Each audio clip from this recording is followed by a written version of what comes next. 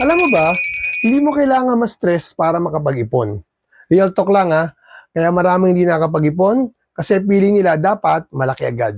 Pag hindi kaya ng malaki, hindi nagsisimula. Pero brother, hindi yan ang problema. Consistency ang tunay na laban. Ito ang tatlong simple tips para makapag-ipon ka kahit chill lang. Number one, start small. Oo, kahit barya level, kahit 10, 20, 50 pesos a day, go lang. Hindi goal ang laki agad, ang goal mo ngayon, tuloy-tuloy. Number two, gawin mong habit. Parang pagtututbrush lang. Di mo iniisip, ginagawa mo na lang. Gawin din ng pag-iipon. Dapat, automatic yan. Number three, i-celebrate ang small wins. 500, 1,000, hindi yan maliit. Proof yan na kaya mo. At pag nakikita mo ng progress mo, mas ginaganahan ka.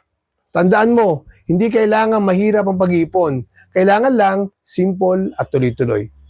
Kahit paunti-unti, basta consistent, lalago yan. Comment ipon kung gusto mong matuto about financial literacy.